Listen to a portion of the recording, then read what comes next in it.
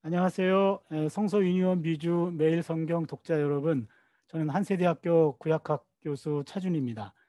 여러분과 함께 이사야 40장부터 66장까지 전체 개관 특강을 하게 되었습니다. 50분 특강이기 때문에 시간이 많지 않아서 어떻게 해야 될지 고민이 많았는데 한번 시도해 보겠습니다. 먼저 이사야서 전체적인 그림을 좀 잠깐 보려고 하는데요. 화면에 띄워준 본문은 이 책인데요. 6개의 키워드로 읽는 이사야서 성서 인연에서 나온 책입니다. 사실은 이 책에서 하고 싶은 얘기를 충분히 다 했기 때문에 이 책을 보시면 될 텐데요. 여기 있는 내용은 조금 더 자세한 내용이기 때문에 좀 일반 독자들을 위해서 좀 쉽게 풀이해서 이사야 40장부터 66장까지 본문을 많이 다뤄보려고 합니다. 먼저 이사야서는요 66장까지 있죠.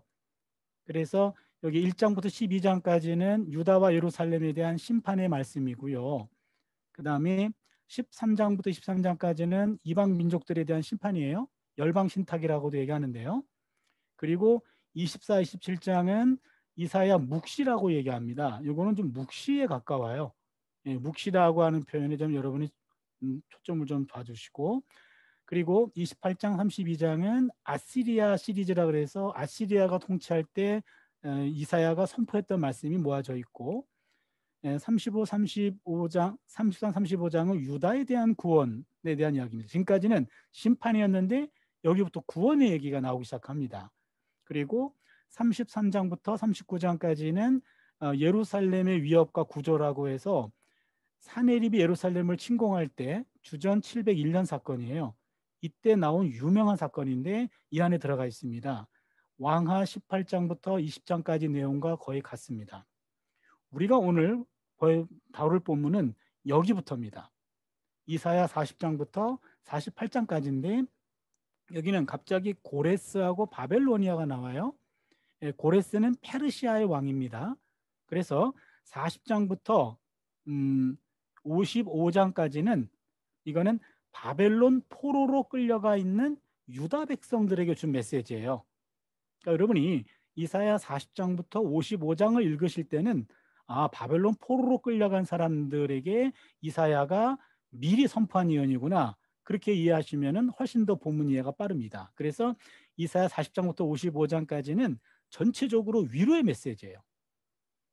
생각해 보세요, 여러분. 바벨론 포로로 끌려가서 수십 년을 지냈는데 그 사람들에게 심판을 선포해 보세요. 그러면은 그래, 그렇지 않아도 죽고 싶었는데 죽여라. 그런 식으로 반항할 겁니다. 그게 그들에게 위로의 메시지인데 40장은 소명에 관한 내용입니다. 40장 이따가 우리가 볼 겁니다. 그리고요, 오늘 집중적으로 볼 게 하나님의 종의 노래가 있어요. 종의 노래가 이사야 40장부터 55장에 네 군데가 나오는데 42장의 첫 번째, 42장 1사절 첫 번째 하나님의 종의 노래. 그리고 넘기시면 여기 49, 50, 52, 53 그렇게 해서 두 번째, 세 번째, 네 번째 하나님의 종의 노래가 나옵니다. 여기 하나님의 종의 노래는 여러분 여기 49장 1, 6절, 50장 4, 9절, 52장 이 부분들을 성경에다 이렇게 박스를 쳐주세요. 예를 들어서 이사야 42장 1사절이면 여기다가 박스를 쳐놓고 1번 하나님의 종의 노래 이런 식으로 성경에다가 박스를 쳐주세요. 그러면 박스가 4개가 나올 겁니다. 그 하나님의 종의 노래가 이사야 40장에서 55장에서는 제일 중요합니다. 그 다음에 이사야 56장부터 66장까지 내용은 이게 주전 520에서 515년에 노인 사람들에게 준 메시지예요. 그렇기 때문에 이거는 포로기 이유가 됩니다. 포로에서 끌려갔다가 귀환한 사람들에게 준 메시지입니다. 그러기에 이사야 40장부터 55장과는 또 상황이 달라요. 그래서 여기는 절망한 공동체고 여기는 희망을 품고 돌아왔는데 현실이 그렇지 않아요. 그래서 또 좌절하고 절망하는 사람들에게 좀 메시지를 던져주는 건데 거기서 가장 유명한 것이 56장과 58장입니다. 안식일 준수에 대한 것과 금식에 관한 설교. 그렇게 해서 오늘 우리가 함께 다루려고 하는 본문이 바로 이거 하나, 둘, 셋, 넷, 다섯, 그 다음에 여섯, 일곱 개입니다. 그러면 하나당 5분씩 하면 맞을 것 같아요. 그래서 여러분이 우리가 어디를 다룰 건지 대략적인 공부는 했고요. 첫 번째 이사야 40장 1, 8절을 좀 보려고 합니다. 그럼 여러분 이사야 40장 한번 좀 펴주시기 바랍니다. 제가 조금 빨리 읽어볼게요. 너희 하나님이 이르시되 너희는 위로하라 내 백성을 위로하라 너희는 이스라엘의 마음에 닿도록 말하며 그것에게 외치라 그 노역의 때가 끝났고 그 죄악이 사함을 받았느니라 그의 모든 죄로 말미암아 야훼의 손에서 벌을 배나 받았느니라 할지니라 하시니라 외치는 자의 소리여 이르되 너희는 광야에서 야훼의 길을 예비하라 사막에서 우리 하나님의 대로를 평탄하게 하라 골짜기마다 도두어지며 산마다 언덕마다 낮아지며 고르지 아니한 곳이 평탄하게 되며 험한 곳이 평지가 될 것이요 야훼의 영광이 나타나고 모든 육체가 그것을 함께 보리라 이는 야훼의 입이 말씀하셨느니라 말하는 자의 소리여 이르되 외치라 대답하되 내가 무엇이라 외치리까 하니 이르되 모든 육체는 풀이요 그의 모든 아름다움은 들의 꽃과 같으니 들의 꽃은 마르고 풀은 마르고 꽃이 시듬은 야훼의 기운이 그 위에 불미라 이 백성은 실로 풀이로다 풀은 마르고 꽃은 시드나 우리 하나님의 말씀은 영원히 서리라 하라. 예, 여기까지가 40장 1절로 8절인데요. 이사야의 두 번째 소명이라고 얘기할 수 있는 본문입니다. 여기서 먼저 너희는 내 백성을 1절에 봐주시면요. 너희 하나님이 이르시되 너희는 위로하라 내 백성을 위로하라. 여기 너희는 천상의 존재들을 말해요. 하나님이 보좌에 앉아 계시고 천상의 존재들 앞에 너희들은 내 백성을 위로하라 라고 얘기합니다. 위로의 사역을 맡겨주고 있습니다. 2절을 보시면 너희는 예루살렘의 마음에 닿도록 말하며 그것들에게 외치라 노역의 때가 끝났고 그 죄악이 사함을 받았느니라 그의 모든 죄로 말미암아 야훼의 손에서 벌을 배나 받았느니라. 바벨론 포로로 끌려갔고 귀환하기까지는 약 70년이 걸린다고 우리가 알고 있죠. 예, 그러니까 70년 동안의 포로기가 있는데 그 중에 35년과 35년을 나눈 거예요.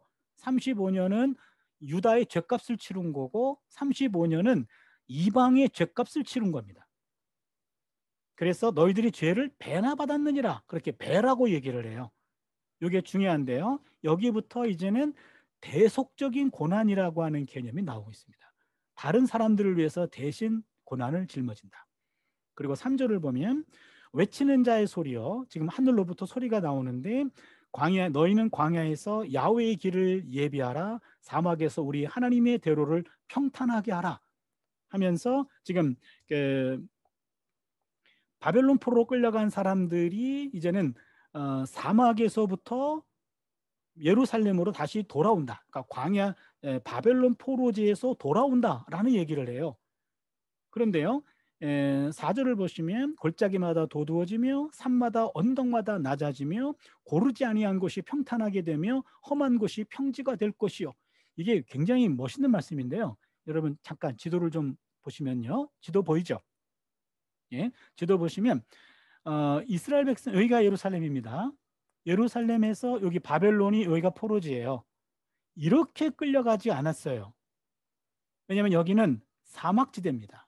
그래서 길이 없어요. 그래서 이렇게 위로 강물을 따라서 이렇게 끌려갔습니다. 그런데 이들이 귀환하는데 어떻게 귀환하냐면 직접 일로 귀환한다는 거예요. 사막에 길을 내서.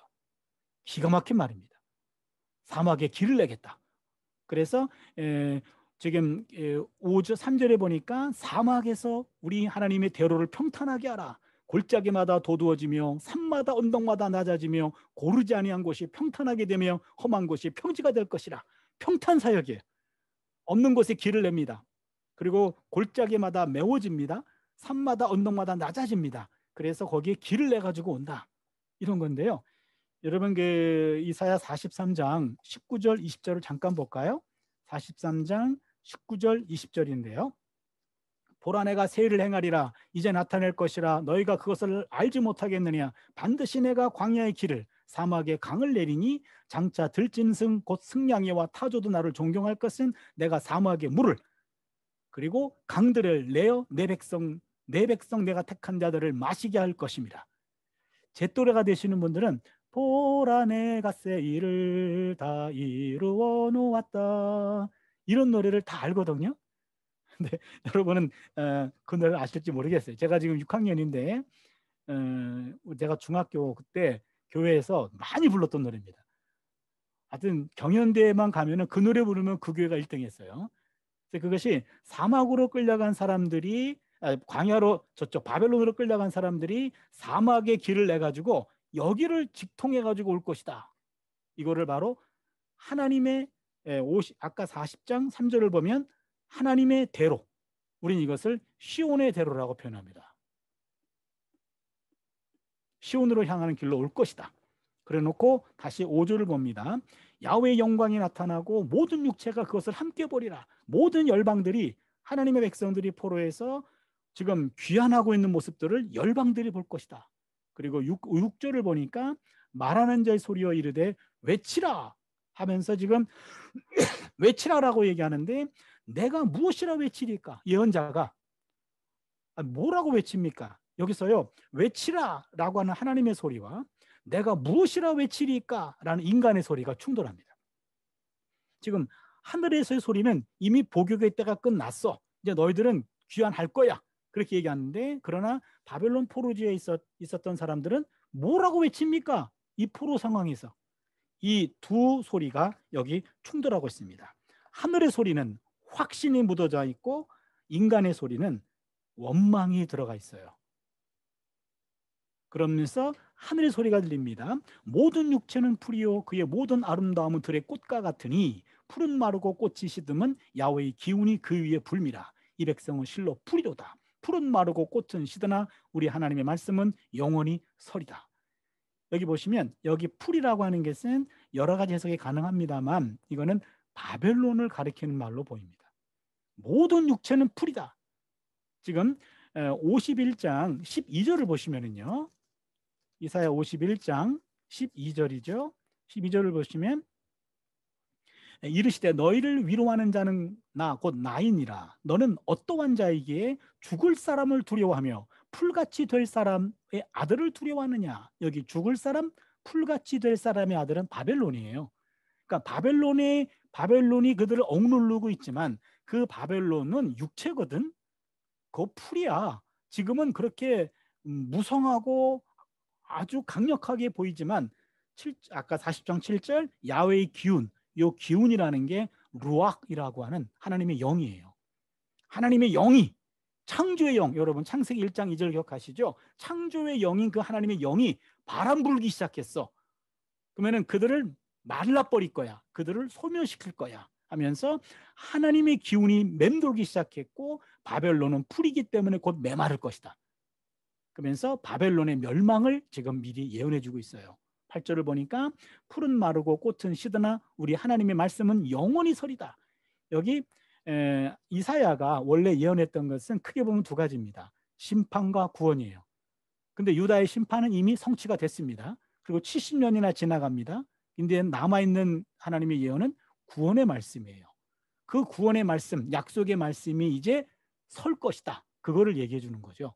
그래서 이사야 55장 잠깐 볼게요. 아주 유명한 말씀입니다. 55장 10절 11절인데 이는 비와 눈이 하늘로부터 내려서 그리로 되돌아가지 아니하고 땅을 적셔서 소출이 나게 하며 싹이 나게 하여 파종하는 자에게는 종자를 주며 먹는 자에게는 양식을 줌과 같이 내 입에서 나가는 말도 이와 같이 헛되이 내게로 돌아오지 아니하고 나의 기뻐하는 뜻을 이루며 그 내가 보낸 일에 형통하리로다. 하나님 말씀은 반드시 열매를 맺는다 얘기죠. 하나님의 심판의 말씀과 구원의 말씀이 선포되었는데 심판의 말씀이 성취가 되었듯이 구원의 말씀도 성취가 된다 하면서 위로의 메시지를 던져주는 게 40장부터 55장까지예요. 그래서 40장부터 55장까지는 위로의 메시지가 줄곧 해서 나가고 있는 겁니다. 예, 이제 하나님의 종의 노래를 보도록 하겠습니다. 예, 하나님의 종의 노래는 먼저 42장 1절에서 4절, 여기가 첫 번째라 그랬죠? 이 부분을 먼저 보겠습니다. 하나님의 종의 노래 42장을 봅니다. 1, 4절을 제가 읽겠습니다. 내가 붙드는 나의 종 내 마음에 기뻐하는 자 곧 내가 택한 사람을 보라. 내가 나의 영을 그에게 주었은지 그가 이방에 정의를 베풀리라. 그는 외치지 아니하며 목소리를 높이지 아니하며 그 소리를 거리에 들리게 하지 아니하며 상한 갈대를 꺾지 아니하며 꺼져가는 등불을 끄지 아니하고 진실로 정의를 시행할 것이며 그는 쇠하지 아니하며 낙담하지 아니하고 세상에 정의를 세우게 이르리니 섬들이 그 교훈을 앙망하리다. 이게 첫 번째 종의 노래입니다. 그런데요, 그 종의 노래에서는요,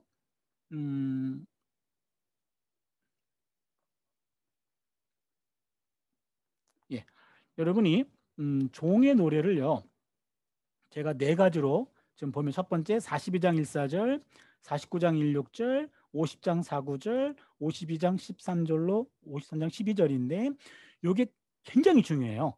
그러니까 이사야 40장부터 55장을 보셨다면 여기는 반드시 거쳐야 되는데 여기를 제가 이름을 붙여봤어요. 첫 번째 하나님의 종의 노래는 정의의 길을 걷다. 두 번째는 실패의 길을 딛고 이방의 빛이 되다. 세 번째는 제자의 길을 걷다. 네 번째는 소망의 길을 걷다. 하나님의 종이 걸어가는 길입니다. 이 네 가지는 제가 이름을 붙인 건데 제가 봐도 잘 붙인 것 같아요. 이거는요. 그러니까 여러분 성경에다 기록해 두시고 한번 잘 좀 봐주시고요. 오늘은 제가 여기서 포인트만 찝어서 여러분과 함께 나누려고 합니다. 첫 번째 42장 1사절 읽었죠. 여기 보시면 42장 다시 돌아옵니다. 여러분 내가 붙드는 나의 종 1절이죠. 내 마음에 기뻐하는 자 곧 내가 나의 택한 사람을 보라. 내가 나의 영을 그에게 주었다. 하나님의 영을 그에게 주었어요. 그러니까 하나님의 종은 하나 여러분 기억할 것이 이사야 42장부터 53장까지 하나님의 종하면은 다 그냥 예수 그리스도라고만 알고 있어요. 근데 예수 그리스도로 넘어가기 전에 이사야가 말한 하나님의 종은 바로 하나님의 사람을 얘기합니다. 곧 성도를 얘기하는 거예요. 곧 우리입니다.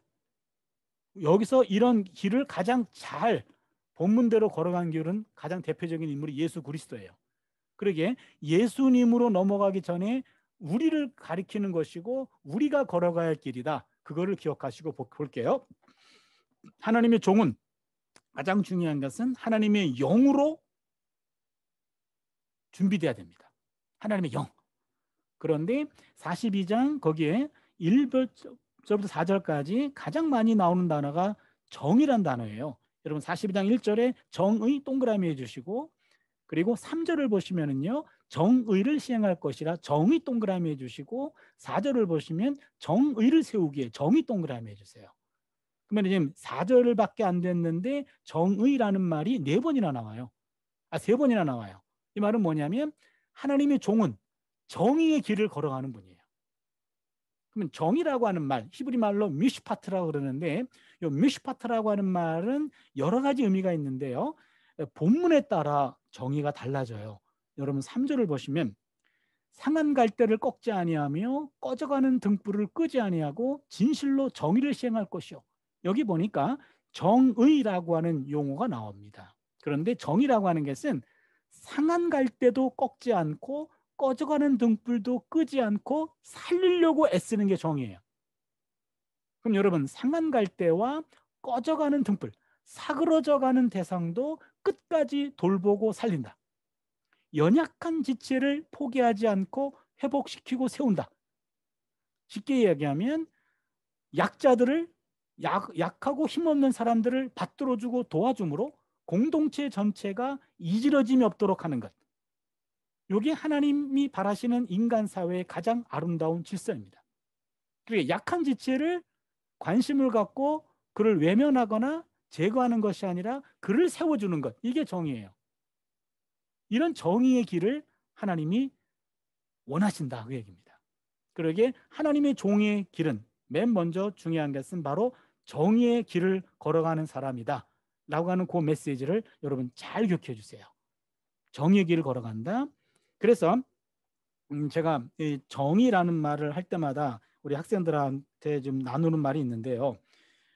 우리 몸에서 지금 가장 소중한 부분은 어딜까? 그럼 학생들이 뭐 이러저러한 말들을 이제 많이 하죠. 심장입니다. 뭐 뇌입니다. 이런 얘기들을 많이 해요. 물론 다 맞는 말인데, 그런데 현재 우리 몸에서 가장 중요한 부분은 아픈데예요. 아픈데. 예. 손끝에 가시라도 하나 이렇게 찔려 있으면 이거 통증을 느끼는 게 정상이에요. 근데 야, 너는 심장도 아니잖아. 넌 뇌도 아니잖아. 너 아파도 나 죽지 않아. 이런 식으로 무시한다면 그거는 건강한 몸이 아닙니다. 건강한 몸이라면 약한 지체, 병든 지체를 가장 먼저 통증을 느끼고 그것을 회복시키려고 노력하는 거죠. 그게 정의입니다. 정의는 우리 사회, 그다음엔 우리 공동체, 우리 몸의 가장 연약한 부분, 약한 부분을 외면하지 않고 그것을 세워주고 회복시켜주는 것. 그게 정의다. 그러게 하나님의 종은 정의의 길을 걸어가는 사람입니다. 두 번째, 49장입니다. 두 번째 종의 노래 49장 1, 6절이죠. 제가 실패를 딛고 이방의 빛이 되다라고 얘기했는데 본문을 한번 읽어보도록 하겠습니다. 섬들아 내게 들으라, 먼 곳 백성들아 귀를 기울이라. 야훼께서 태에서부터 나를 부르셨고 내 어머니의 복중에서부터 내 이름을 기억하셨으며 내 입을 날카로운 칼같이 만드시고 나를 그의 손그늘에 숨기시며 나를 갈고 닦은 화살로 만드사 그의 화살통에 감추시고 내게 이르시되 너는 나의 종이라, 나의 종이요 내 영광을 내 속에 나타낼 이스라엘이라 하셨느니라. 그러나 나는 말하기를 내가 헛되이 수고하였으며 무익하게 공연히 내 힘을 다하였다 하였도다. 참으로 나에 대한 판단이 야훼께 있고 나의 보응이 나의 하나님께 있느니라. 이제 야훼께서 말씀하시나니 그는 태에서부터 나를 그의 종으로 지으신 이시요 야곱을 그에게로 돌아오게 하시는 이시니 이스라엘이 그에게로 모이는도다. 그러므로 내가 야훼 보시기에 영원하게 되었으며 나의 하나님은 나의 힘이 되셨도다. 그가 이르시되 네가 나의 종이 되어 야곱의 지파들을 일으키며 이스라엘 중에 보존된 자를 돌아오게 할 것은 매우 쉬운 일이라. 내가 또 너를 이방의 빛으로 삼아 나의 구원을 베풀어 끝까지 이르게 하리라. 거기까지입니다. 예, 거기에서 지금 하나님의 종은 실패를 딛고 이방의 빛이 되었다. 그렇게 이름을 붙였는데요. 여러분 49장 2절을 보시면은요. 내 입을 날카로운 칼같이 만드시고 나를 그의 손그늘에 숨기시며 나를 갈고 닦은 화살로 만드사 그의 화살통에 감추시고. 여기 보니까 하나님의 종은 입으로 일을 하고 있어요. 그렇죠? 그러니까 이 하나님의 종은 말씀 사역을 지금 얘기하고 있는 겁니다. 말씀을 전하는 거죠. 그런데 이 사람이 실패했어요. 4절을 보니까 그러나 나는 말하기를 내가 헛되이 수고하였으며 무익하게 공연히 내 힘을 다하였다. 지금 인간적으로 봤을 때 실패했습니다. 그런데 이 종은 실패 순간에 거기서 좌절하지 않고요. 하나님을 바라봅니다. 4절 하반절을 보시면 참으로 나에 대한 판단이 야훼께 있고 나의 보응이 나의 하나님께 있느니라. 판단이란 말은 판결이고 보응이란 말은 보상이에요.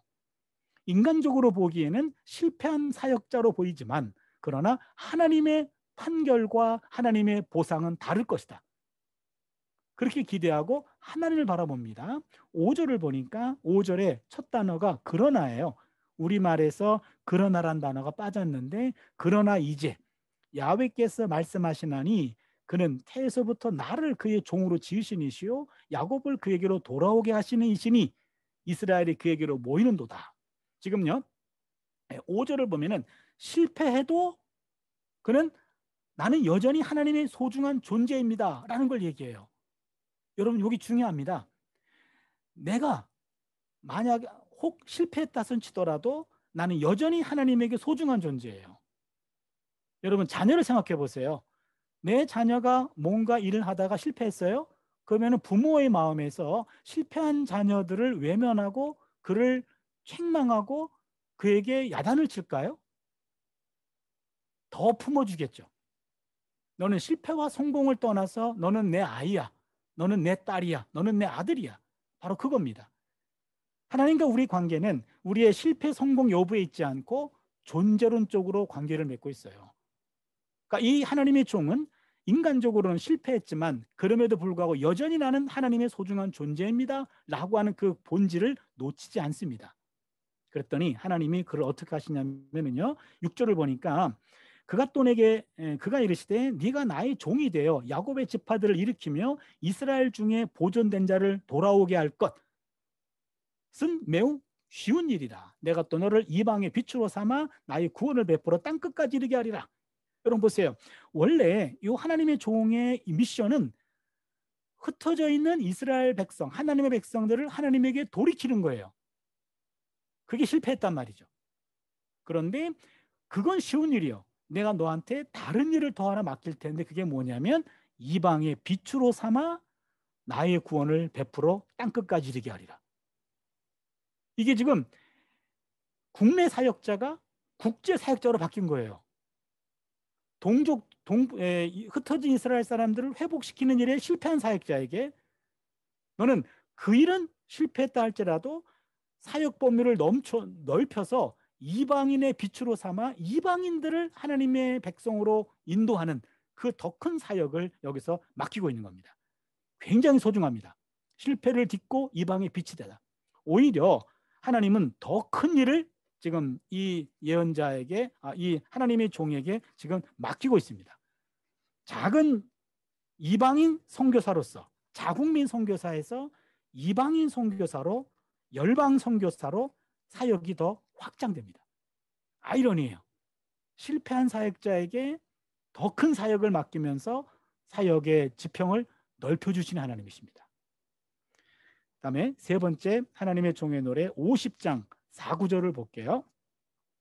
제가 읽겠습니다. 주 야훼께서 학자의 혀를 내게 주사 나로 곤고한 자를 말로 어떻게 도와줄 줄을 알게 하시고 아침마다 깨우치시되 나의 귀를 깨우치사 학자들 같이 알아듣게 하시도다. 주 야훼께서 나의 귀를 여셨으므로 내가 거역하지도 아니하며 뒤로 물러가지도 아니하며 나를 때리는 자들에게 내 등을 맡기며 나의 수염을 뽑는 자들에게 나의 뺨을 맡기며 모욕과 침뱉음을 당하여도 내 얼굴을 가리지 아니하였느니라. 주 야훼께서 나를 도우심으로 내가 부끄러워하지 아니하고 내 얼굴을 부싯돌같이 굳게 하였으므로 내가 수치를 당하지 아니할 줄 아노라. 나를 의롭다 하시는 이가 가까이 계시니 나와 다툴 자가 누구냐? 나와 함께 설지어다. 나의 대적이 누구냐? 내게 가까이 나올지어다. 보라, 주 야훼께서 나를 도우시리니 나를 정죄할 자 누구냐? 보라, 그들은 다 옷과 같이 헤어지며 좀이 그들을 먹으리라. 이게 지금 세 번째 하나님의 종의 노래인데 제자의 길을 걷다라고 이름을 붙였어요. 여러분 거기에 하나 중요한 게 있어요. 4절을 보시면 주 야훼께서 학자의 혀를 내게 주사, 여기 학자라는 말이 나오는데요. 요게 학자라는 말이 번역이 조금 아쉽게 됐어요. 왜냐하면 요게 히브리 말로 림무드거든요. 림무드라고 하는 말인데 요 림무드라고 하는 말은 이사야서 8장 16절에 한 번 더 나와요. 그런데 이사야 8장 16절을 보면 내 제자들 앞에서 봉함하라 그렇게 나와요. 제자라고 나옵니다. 제자.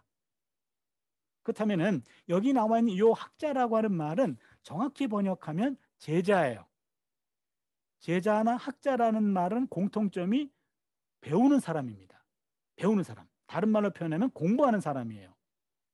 그러기에 주 야훼께서 제자의 혀를 내게 주사 나로 곤고한 자를 말로 어떻게 도와줄 줄을 알게 하시고 아침마다 깨우치시되 나의 길을 깨우치사 학자같이 제자같이 알아듣게 하시는도다. 여기 보시면요. 지금 중요한 정의가 나올 수 있어요. 배움이라고 하는 것. 학문의 목적은 근본적으로 곤고한 사람을 돕는 데 있습니다. 우리가 날마다 뭔가를 깨우쳐서 그 깨우친 바를 가지고 내 주변에 곤고하고 힘들어하고 어려워하는 사람들을 도와주기 위해서 공부하는 겁니다. 여러분 잘 기억해 주세요. 우리가 성경 공부만이 아니라 우리가 각자의 영역에서 여러 가지 공부하고 여러 가지 배웁니다. 그 모든 배움은 주변에 있는 곤고하고 힘든 사람을 도와주기 위해서 하는 것이다 라는 얘기죠.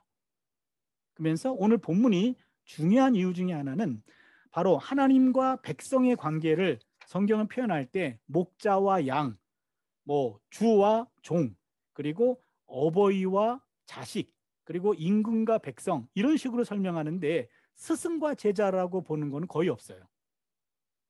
오늘 본문을 보니까 바로 하나님의 종은 하나님의 종은 하나님과 종의 관계를 선생과 제자, 스승과 제자의 관계를 이해하고 있습니다. 그러기에 하나님의 종은 제자의 길을 걸어가는 사람입니다. 날마다 아침마다 깨우쳐야 됩니다. 과거에 한번 배웠던 것 가지고 평생 울고 먹으면 안 돼요. 그걸 우리는 곰탕 신앙이라 그래요. 곰탕 신앙은 안 되고 그날 새롭게 신선한 깨우침을 얻어야 됩니다. 그 깨우침을 가지고 필요한 사람들에게 나눠주는 것, 도와주는 것, 그것이 바로 제자의 사역이다. 그래서 제자들은 하나님의 말씀을 새롭게 듣고 그 말씀을 가지고 주변 사람들을 위로해 주는 사람이다. 개인적인 얘기입니다만 제가 50장 4절에 있는 말씀이 우리 모든 가족에게 주신 하나님의 말씀으로 올해 우리가 받았어요. 하나님, 우리 가족들은 학자의 혀를 주셔서 곤고한 자를 말로 어떻게 도와줄 줄을 알게 하시고 아침마다 깨우치게 해주셔서 나의 귀를 깨우치사 제자들 같이 알아듣게 하신도다. 그래서 우리 아이들한테도 우리가 여러 가지 전공이 다르지만 너희들의 배움을 통해서 남을 도와주는 그런 삶이 되었으면 좋겠다라고 말씀을 나눈 본문이기도 합니다. 마지막 본문입니다. 52장이죠. 13절에서 53장 12절까지인데 네 번째 하나님의 종의 노래인데요. 엄청나게 길어요. 이걸 다 읽으면 강의가 끝날 것 같아서 그냥 읽은 걸로 할게요. 고난의 길을 걷다라고 하는 건데요.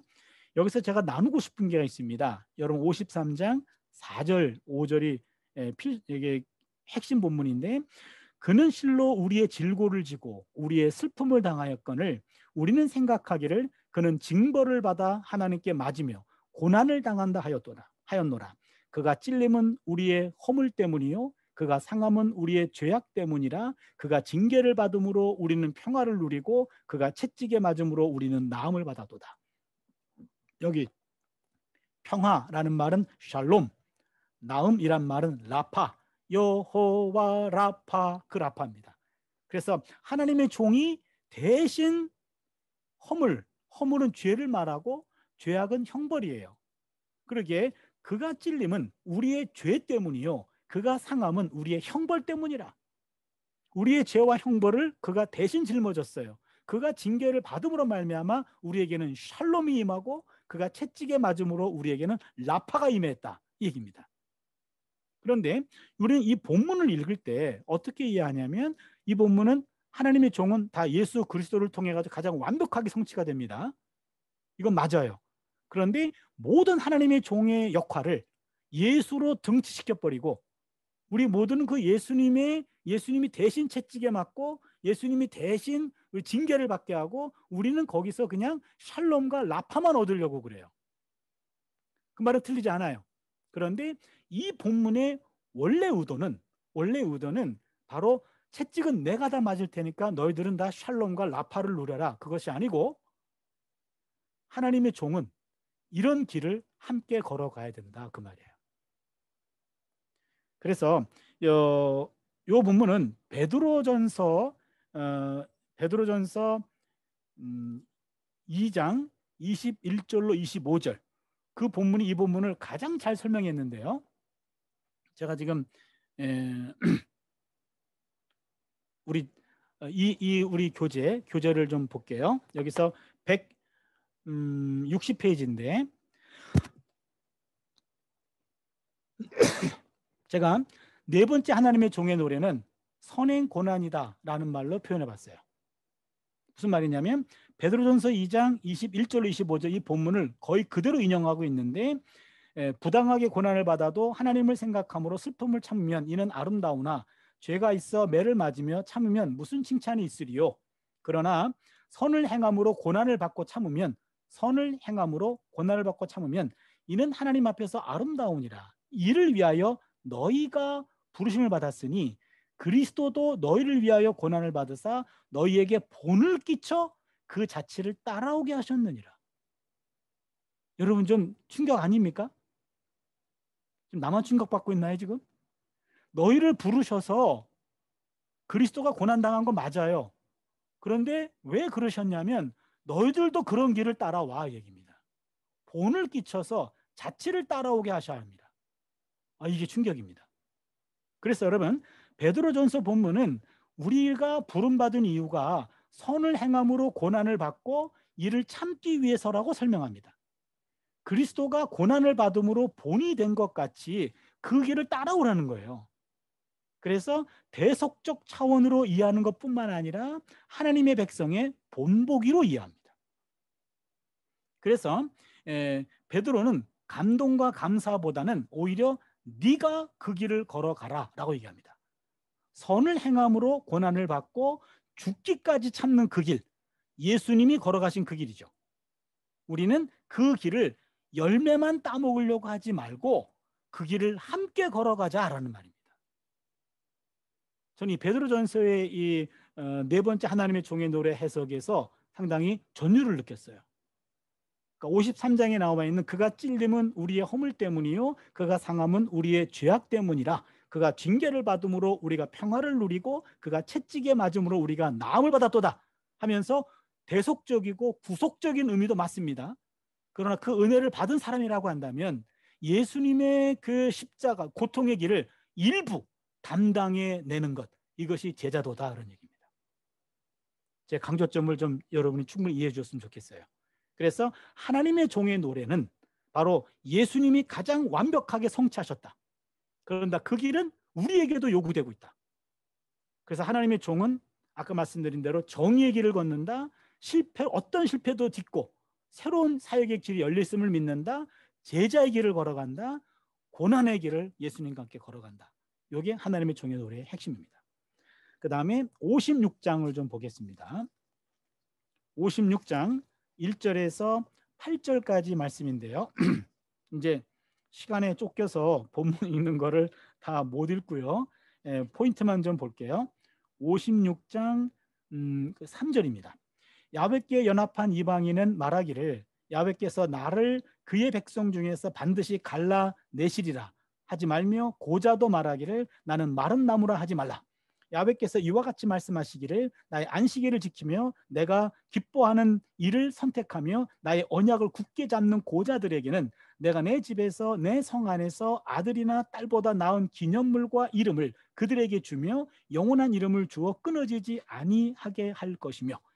여기 보니까요 여러분 3절에 이방인 동그라미 해주시고 그다음에 고자 동그라미 해주세요. 4절에 보니까 고자가 또 나오네요. 여기 이방인과 고자가 지금 강조되고 있는데 왜 이방인과 고자들을 공동체 내에서 이렇게 그들을 공동체에서 쫓아내라, 이렇게 금을 거라, 갈라내라 이렇게 말하지 않고 그들을 다 받아들여라고 얘기하고 있어요. 이게 왜냐하면 바벨론 포로로 끌려간 사람들이 바벨론 포로지에서 고자나 이방인들 가운데 개종한 사람들이 있었어요. 그 개종한 사람들이 이제 포로들이 귀환할 때 같이 섞여서 귀환해 왔어요. 귀환해 올 때 과연 그 사람들을 신앙 공동체 안에 넣어야 되느냐 말아야 되느냐, 이게 문제가 됐습니다. 왜냐하면 신명기 23장에 보면은 신명기법에 의하면 신랑이 상한 자, 고자들, 이방 나라 사람들은 야훼의 총회에 들어갈 수 없다라고 얘기했어요. 율법에. 그럼 그 율법을 그대로 적용하면 이런 개종자들은 신앙 공동체 안에 못 들어옵니다. 선교의 문이 클로징 되는 거예요. 근데 이사야는 그걸 바라보면서 하나님의 백성은 선택된 백성이 아니라 선택하는 백성이다, 이 말이에요. 굉장히 중요합니다. 보세요. 4절에 내가 기뻐하는 일을 선택하며 나의 언약을 굳게 잡는 고자들은, 그러니까 이제는 태생적인 것이 중요한 것이 아니라 내가 의지적으로 선택해서 하나님 백성이 될 수 있다는 얘기입니다. 안식일을 지키고 하나님이 기뻐하는 일을 선택하며 언약을 굳게 잡는 사람이라면 고자도 이방인도 상관없어. 다 하나님 백성 될 수 있음. 그걸 넘어서서 6절을 보니까요. 또 야훼와 연합한 그를 섬기며, 야훼와 연합하여 그를 섬기며, 여기서요 그를 섬기다라는 이 샤라트라고 하는 히브리어는 그냥 단순한 섬김이 아니라 제사장으로 섬기는 거예요. 그러면은 고자와 이방인들 제사장이 될 수 있음, 그런 얘기예요. 이건 또 충격입니다. 이방인들도 하나님의 종이 될 수 있고 제사장이 될 수 있다. 기가 막힌 일입니다. 지금요. 이게 엄청난 사건이에요. 선교의 문이 활짝 열립니다.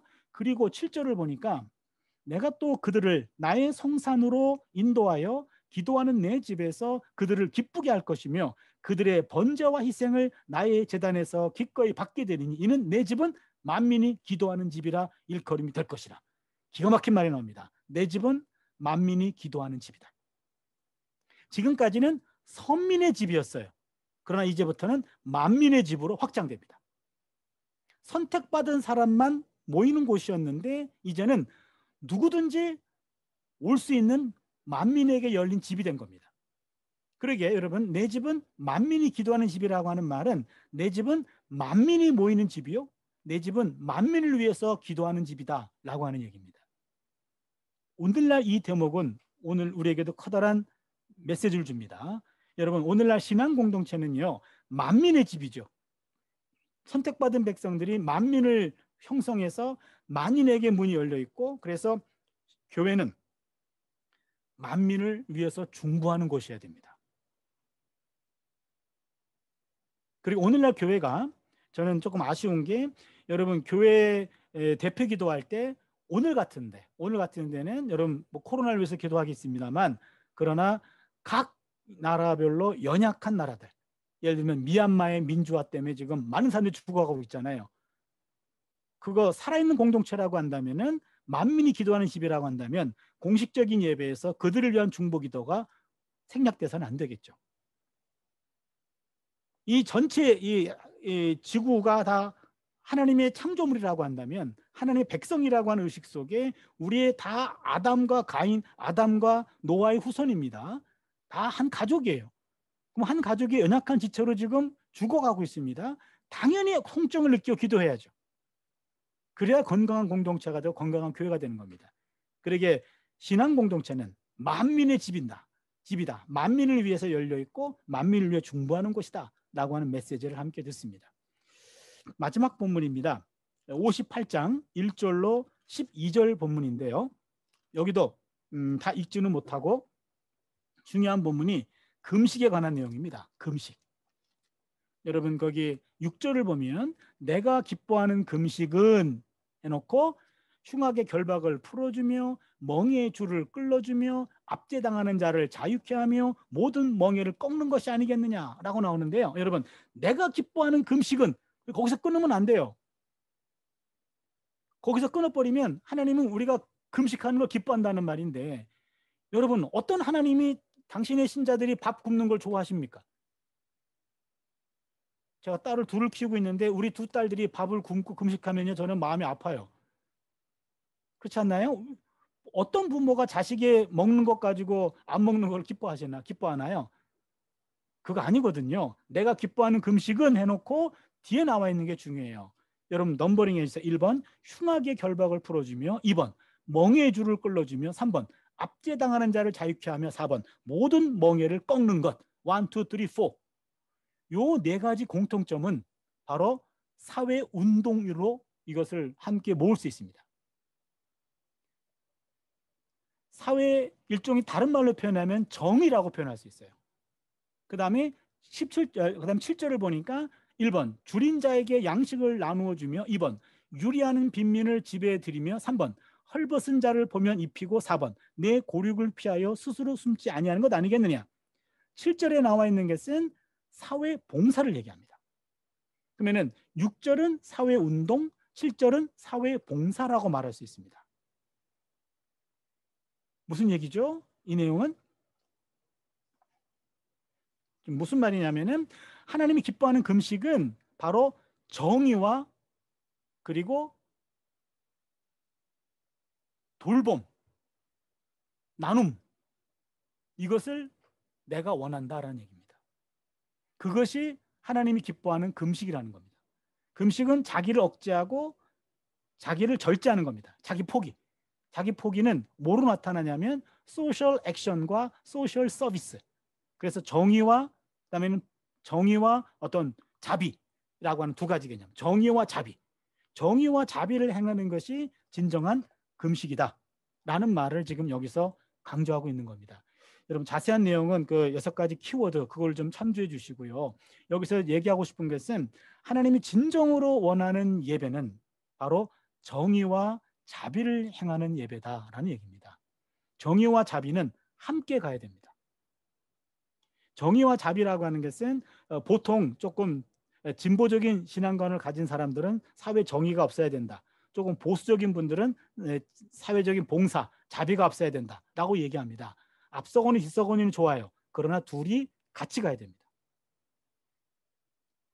개인적으로도 어떤 사회적 정의와 그다음에는 개인적인 자비가 같이 가야 되고요. 신앙 공동체 내에도 바로 교회가 정의를 추구하고 자비를 추구하는 같이 가야 됩니다. 어느 한쪽으로 치우치면은요 전진하지 못해요. 여러분 정의라는 바퀴는 요만하고 자비는 이만해요. 그러면요 어떻게 됩니까? 앞으로 못 가고 제자리를 맴돌 뿐입니다. 마찬가지입니다. 두 가지가 함께 가야 됩니다. 제가 가끔 예를 드는 것이 여러분 그 어느 4차로에 자꾸 교통사고가 나요. 사람이 다칩니다. 그러면 거기에 구급차를 준비시키는 것도 필요하지만 가로등을 세우는 것도 중요합니다. 거기에다가 신호등을 세우는 것도 중요해요. 신호등. 그래서 신호등을 세우는 것은 사회 운동이고 그다음에는 구급차를 준비시키는 것은 사회 봉사입니다. 자비입니다. 두 가지 함께 가야 됩니다. 그러면서 두 가지가 함께 가면서 사회가 잘 공동체로 공동적으로 흘러갈 수 있도록 노력하는 것, 그것이 여기서 가장 중요하다는 거예요. 여기서 제가 또 한 가지 좀 나누고 싶은 내용들이 있는데요.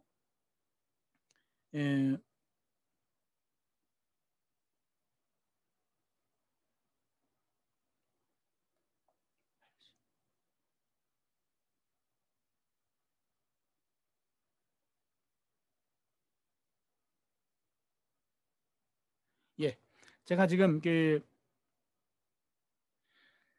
사회 정의와 그다음에 사회 돌봄이라고 하는 것을 다른 말로 표현하면은 인도주의라고 얘기할 수 있어요. 인도주의가 직접 드린 제사보다 중요한 것임을 천명해 주는 내용인데 여기서 보통 우리가 신본주의의 반대가 인본주의라고 생각하는 경우들이 많습니다. 그런데 여러분 신본주의는 하나님 중심주의죠. 인본주의는 인간 중심주의입니다. 근데 신본주의 반대가 인본주의라고 할 수 있나요? 인본주의 안에는 휴머니즘과 휴머니테리언이즘이 포함됩니다. 휴머니즘은 인문주의라고도 번역이 되고 휴머니테리언이즘은 인도주의로 번역이 됩니다. 여러분 인도주의가 인도주의, 인문주의가 잘못된 겁니까? 인본주의를 신본주의의 반대로 여겨서 이것을 배척하거나 무시한다면 인간의 지성과 이성을 버리는 겁니다. 이건 근본주의 신앙을 가진 사람들이 표현하는 겁니다. 그래서 여러분 신앙이 이성과 지성을 무시하거나 적대시하면 반지성주의에 빠질 위험이 있어요. 인간 중심은 나쁜 게 아닙니다. 하나님을 사랑하고 인간 사랑하는 것 기독교 신앙의 근본이에요. 그렇기 때문에 신본주의의 반대는 인본주의가 아니라 이기주의입니다. 이기주의. 이기주의를 달리 표현하면 자기중심주의예요. 그래서 이웃사랑을 포함하는 인본주의는 죄가 없습니다. 자기만 사랑하는 이기주의가 문제입니다. 신본주의의 반대는 이기주의입니다. 인본주의의 반대도 이기주의입니다. 그러기에 지금 제가 강조하고 싶은 것은 교회가 신본주의 해가지고 인본주의를 배격하는데 인본주의는 휴머니즘과 휴머니테리아니즘이라고 하는 중요한 가치를 포함하고 있어요. 인본주의는 나쁜 게 아닙니다. 교회가 배척해야 될 것은 이기주의예요. 창세기 3장에서도 인간의 최초의 타락은 바로 자기중심주의예요. 하나님으로부터 벗어나고자 하는 그런 자기중심주의가 이 죄악의 출발이었습니다. 신본주의와 인본주의는 반대가 아닙니다. 신본주의와 인본주의는 한편입니다. 제가 강조하고 싶은 것은 휴머니즘, 휴머니테리아니즘, 인본주의, 인문주의는 신본주의와 같은 것이다라는 내용입니다. 그래서 신앙은 지성과 이성을 배제하지 않는다. 함께 가야 됩니다. 그거를 좀 강조하고 싶었고요. 그래서 지금 이사야에서 40장부터 55장, 56장부터 66장에서 몇몇 가지 본문을 통해서 포로로 끌려간 사람들에게 준 메시지와 포로에서 귀환한 사람들에게 준 메시지를 나누어서 함께 좀 개관을 했는데요. 여러분에게 얼마나 큰 도움이 되는지는 잘 모르겠습니다. 아무튼 시간을 좀 지키려고 노력은 했고요. 그리고 여러분을 이렇게 화면으로라도 여러분과 함께 제가 배운 메시지를 함께 나눌 수 있는 기회를 갖게 돼 정말로 감사하게 생각하고, 언젠간 좀 페이스 투 페이스로 볼 날도 있겠죠? 그런 날이 좀 있으면 좋을 것 같습니다. 제가 기도하고 마치겠습니다. 하나님 감사합니다. 오늘 저에게 귀한 기회를 주셔서 성서 유니온 미주 매일 성경 독자들과 함께 이사야 40장부터 66장 전체적인 그림을 함께 나눌 수 있게 해주셔서 감사합니다. 이사야를 통해 주었던 그 메시지가 오늘 우리의 삶 속에서도 들려지게 하시고, 우리의 가슴을 뜨겁게 하게 하시고, 우리의 손과 발을 움직이게 하셔서 우리가 서 있는 공동체 내에서 예언자의 영성을 가슴에 담고 내가 변화되고 우리 공동체가 변화되고 이 땅을 하나님의 나라로 만드는 일에 우리 모두가 사용되게 하여 주시옵소서. 이 코로나의 이런 위기로부터 우리 모두를 지키시고, 또한 코로나로 말미암아 어려움 겪고 있는 모든 사람들 하나님 찾아가 주시고 위로하시고 치료해 주시고 격려해 주시고 힘 주시옵소서. 오늘 함께해 주심을 감사드리고 예수님의 이름으로 기도드립니다. 아멘.